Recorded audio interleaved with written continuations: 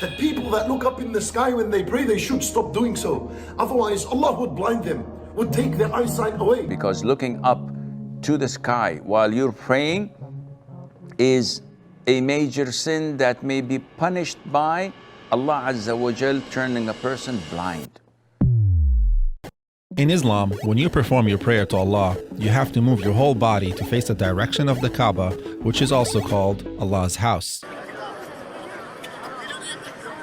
Pretty good reviews on Google Maps. It's located in a city called Mecca in Saudi Arabia. It's considered to be the holiest place on earth by Muslims. According to Muhammad, when you pray, you must pray towards the Kaaba, otherwise Allah won't hear you. The whole body must face that direction, even your little toes when you bow down. Also, when you sit down during prayer, you're supposed to sit on your left foot and your right toes have to face the Kaaba as well.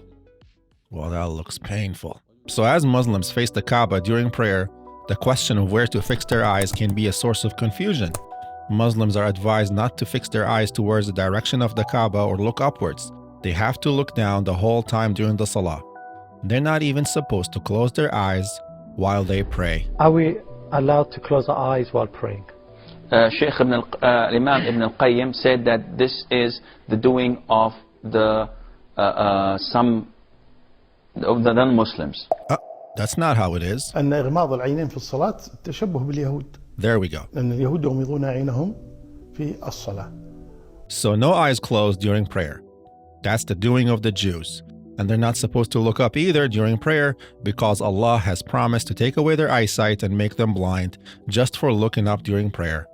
In the hadith, Muhammad said, "What is wrong with those people who look towards the sky during prayer?" His talk grew stern and he said, "They will not stop it. If they don't stop it, their eyesight will be taken."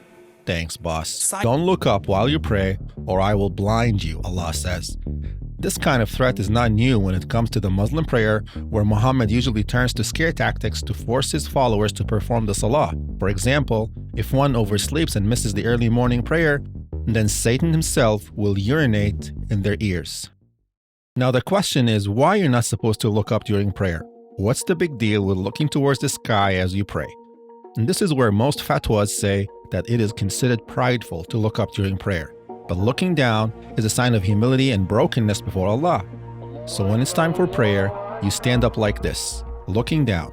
This is how Allah wants you to stand when you communicate with Him. This is the right position.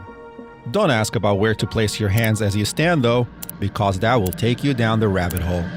Some fatwas say the hands should be placed right below the navel.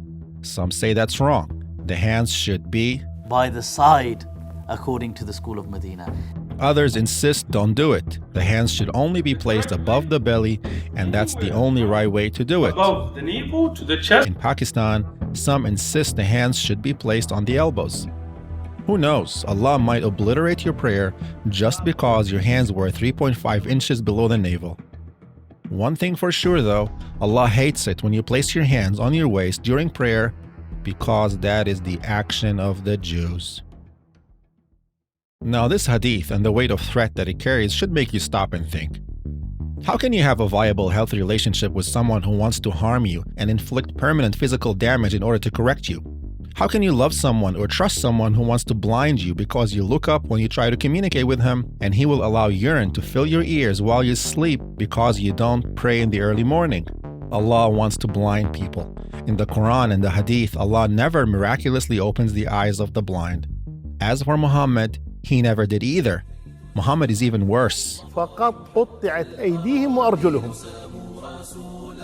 ثم سملت أعينهم أخرجت أعينهم من مكانها. Muhammad branded the eyes of his enemies with heated pieces of iron as punishment. He gouged their eyes out.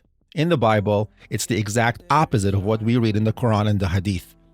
The beggar cries out to Jesus, "Son of David, have mercy on me." And Jesus opened his eyes. Son of David.